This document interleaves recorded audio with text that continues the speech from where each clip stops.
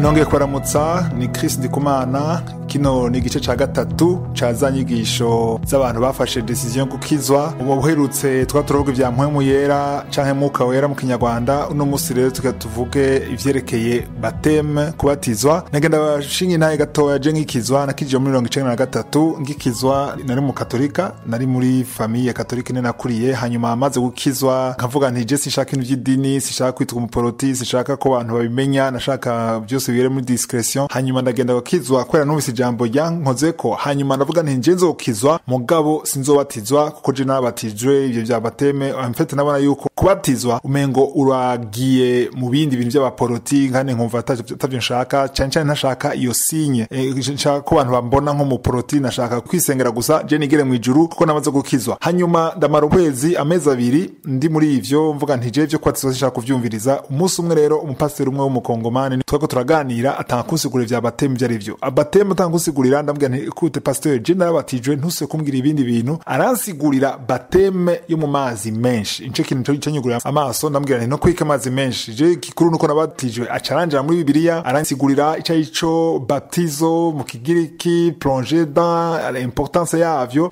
Cyane amaso yagiye kuguruka nsomye mu Roma gatandatu. Rome chapitre 6 muze kwasoma kuva kuri verset 3.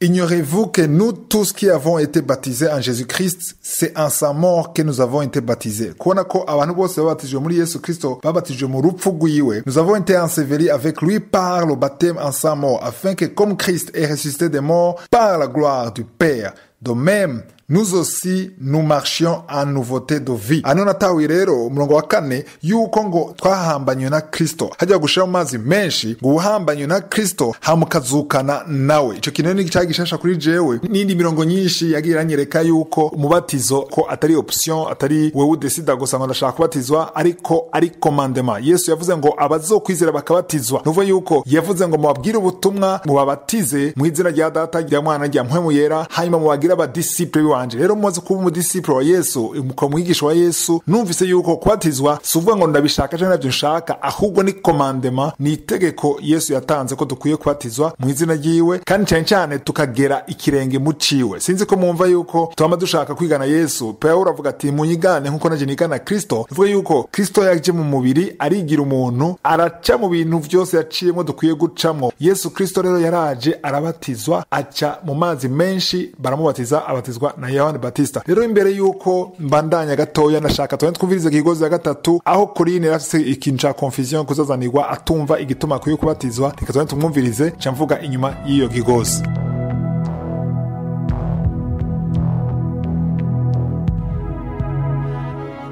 Bite Mike? Gute Corinne? Ni sawa? Ego ni sawa yo. Ndaryohewe ko dusubiye guhura kugira ngo twe turaganira amajambo y'Imana. None ivyo twaganiriye wa munsi hari ico vyagufashije? Yo, urabaza? Byaramfashije cyane. Nashitse muri atubigisubiramwe n'abavyeyi, tubivugana nawo tuvukana, ahubwo ndushiriza gutahura cyane. Oh, ni vyiza. Ariko rero nubu ndacafise ivyo ndakubaza. Burya tugeza cakiyago cacu giheruka. Twaciye duhura n'umukristo yanyemeje ko ari umubatizo nabatijwe nkuri umwana. Ari umubatizo umwe muvuga, nta numwe muri iyo ibiri ari ukuri. Kubwiwe rero nukuvuga ko twe nawe tutarabatizwa nkuko Bibiliya ibitegeka. Kandi uvyemeye, je byarampagaritse umutima cyane gose, kandi vyaciye bintera kuzazanirwa. Ndumvise ikibazo wagize nivyerekeye umubatizo. Ariko nashaka kubaza, urashobora kumbarira icaguhagaritse umutima kusumba ibindi Gakorine? Ubwa mbere nuko ntagomba gusubira kubatizwa ubugira kabiri, kandi yanyemeje ko n'umubatizo umwe mwege mukora nawo nyene atari ukuri. Okay, umviriza rero. Ikintu ca mbere niyumvira ukwiye gukora Corinne ni ugusesangura ivyanditswe vyeranda, ukaraba ico Yesu wenyene avuga ku mubatizo, ukaraba n'igituma ukwiye kubatizwa, ukaraba n'ingene wobatizwa. Mbega nyene Yesu avuga iki ku mubatizo? None wazanye Bibiliya? Yo, turacavana. C'est bien. Muri Matayo, dusome muri Matayo igice ca 28 umurongo wa 19. watoye erega mfasha n'ubu sindamenya kurondera. narakweretse wa munsi n'igitabo ca mbere mu isezerano rishasha. Reka nkubwire ingene havuga mu majambo make, siko havuga ngo gende rero muhindure amahanga yose abigishwa mubabatiza mu izina rya data n'iry'umwana n'irya mpwemu yera. ariko kandi harabandanya. namba rero ari ivyo gusa umubatizo wanje ni ubukuri kuko nibaza ko wambatije yabikoze yisunze uwo murongo. ariko ukwiye kumenya Corinne ko Bibiliya ivuga muri Petero wa mbere igice ca 3 umurongo wa 21. ndasubiramo Petero wa mbere igice ca 3 umurongo wa 21 ko umubatizo ari isezerano ry'umutima utagira ikibi usezerana ku Mana, akaba ari wo udukiza natwe kubera izuka rya Yesu Kristo. rero kiretse noba nihenze nibaza ko mu myaka 2 wari ufise Corinne ntibyashoboka na gatoya ko hari isezerano iryo ari ryo ryose wari ushoboye kugira. kandi Bibiliya nta hantu na hamwe ivuga ko uwundi muntu ashobora gusezerana mu kibanza ciwawe, kuko gakiza nako ku giti c'umuntu ubwiwe. ndakumviriza uvuga Mike, rero si amazi yeza umuntu? oya, numva ko wavyumvise. oya namba, amazi ntashobora kweza namba. no mu gihe ca Yohana ntavyo yashobora. urashobora gusoma Corinne muri Matayo igice ca 3 umurongo w'7 gushika ku 9. Matayo igice ca 3 umurongo w'7 gushika ku 9 uzosanga ko no mu gihe ca Yohana yabonye abafarisayo n'abasadukayo baza mu mazi. ico yakoze yababwiye ko nyabuna bakwiye kwama ivyamwa biberanye no kwihana, bakareka kwibwira mu mitima ko bifitiye sokuruza Aburahamu. ivyo vyerekana ko naho baja mu mazi ataguhinduka umutima ataco vyari bimaze. none ga Mike, umuntu ashobora kugira iryo sezerano atabanje kubatizwa? ndumva ikibazo ni ca kindi nyene co kubatizwa. oya Corinne, umubatizo si ikintu wewe ukora wishakiye, ahubwo ni itegeko ry'umwami Yesu, kandi uvyanse uba ugararije wewe nyene. kandi umubatizo utegerezwa gukogwa kurya nyene Yesu yabitegetse. aho ngomba kuvuga mu mazi menshi, kuko namba ugomba gukwirikiza ivy'umwami Yesu ukwiye kumukurikira mu nzira ziwe zose. ivyo ndavyumva Mike, ariko kugeza ubu nturansobanurira neza ahava ivyo bizazane byo kudahuza hagati y'umubatizo ugizwe mu izina rya data n'iry'umwana n'irya mpwemu yera n'ugizwe mu izina rya Yesu. Okay, ndumvise. kandi umviriza rero ndakubwire neza, tega amatwi, sivyo? ibizazane vyavuye ku kungene Yesu amaze kuzuka no gusubira mu ijuru, intumwa zigishije uwundi mubatizo, kandi Yohana yari yaramaze kubabatiza. abantu rero ico gihe ntibatahura igituma bakwiye gusubira kubatizwa ubugira kabiri.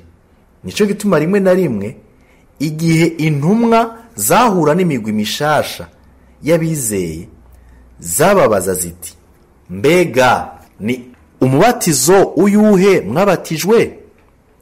nico gituma intumwa zavuga umubatizo wa Yesu, ko abantu bakwiye kubatizwa mu izina rya Yesu kugira abizeye batahure itandukaniro riri hagati y'umubatizo wa Yesu n'umubatizo wa Yohana. none rero ku bwawe wabatirijwe mu izina rya data n'iry'umwana n'irya mpwemu yera akabatizwa no mu mazi menshi, yarumviye itegeko rya Yesu? nivyo nyene. umva ko wabishoboye. teza ko waruzi ubwenge mu ishuri Corinne. aragutwenga sha Mike. tubandaye ibyo turiko. ariko ivyo mvuze nivyo kuko wumva hakiri kare uranyarutsa kumva. umviriza, nivyo kiretse hamwe Bibiliya yoba ivuga ukundi wa murongo twasoma muri Matayo 28 umurongo wa 19. Sinzi ko wibuka. Ego ndawibuka. Nimba rero biruko nkwiye gukurikiza itegeko ry'umwami Yesu. Urakoze cyane. Yesu aguhezagira. Amen. Nawe.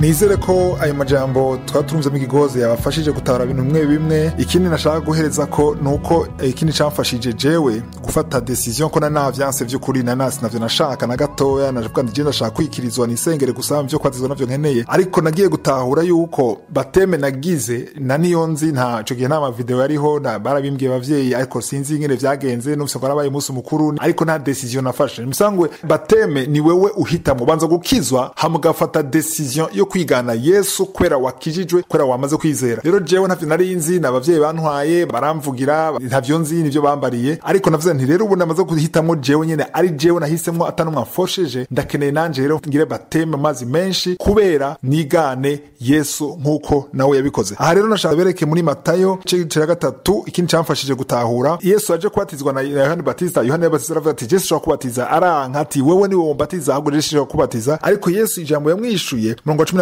Matthieu 3:15 ambwira ngo reka dushitse kugororoka kose. Nuvuga yuko hari ikintu kitarashika. Yesu avuga ati ndagororotse nacanakoze, ariko hari ikintu nkwiye gushitsa. Wewe rero unawa warakijijwe wakiriye Yesu ukavuga uti namaze guharigwa ivyaha, hari ikintu utarashitsa utarabatizwa mu mazi menshi. Bibiri ivuga ngo Yohana ntiyasuye kumubuza, yaciye yemera hama caramubatiza. Amubatije murongo 16 verse 15 ngo Yesu amaze kubatizwa akiva mu mazi ngo ibicu vyaruguruye ijuru yarugurutse, hanyuma mpwemu y'Imana ngo aramanuka aje muri forme y'inuma. Hanyuma amajambo yumvikanye murongo 17 verse 17 Matthieu 3:17 haciyaza irijwi mu ijuru rivuga ngo celui-ci est mon fils bien-aimé en qui j'ai mis toute mon affection. Iyo jambo baryumvise n'amatwi, ayo majambo bayumvise n'amatwi cabaye igitangaza kubera Yesu aciye mu mazi. Ndagenda kubwira yuko yubatijwe hari ibintu vyinshi mu buryo bw'imwe mu vyuguruka, cyari ibintu vyinshi vyugurutse. Nimba ashobora kuvuga ubutumwa nkunda buvuga, nimba ashobora kuri ibyo nkora no munsi, niko nafashe decision yo kubatizwa amazi menshi. Iyo naka kubatizwa amazi menshi uno munsi ntakanguka ibiriho, nta bushobozi mafise, nta onction nta bafise, nta mavuta y'Imana mbafise no munsi. Hari ibintu rero vyuguruka, hari n'abantu ba deliver imigozi gacika amadayimoni agahunga kubera umunsi yahisemwo kubatizwa bagapfana na Kristo bakazukana nawe mu mazi menshi. Rero Imana guhezagire usenge wumve mwe muca cavugana nawe we, hanyuma iyi message ndayibahaye muri benshi. Urashobora kunyandikira jenye no kwanje nkagufasha n'ibindi vyose toba uratahura. Ugira umunsi mwiza, Imana iguhezagire. Zosubira guhura mu gice ca 4.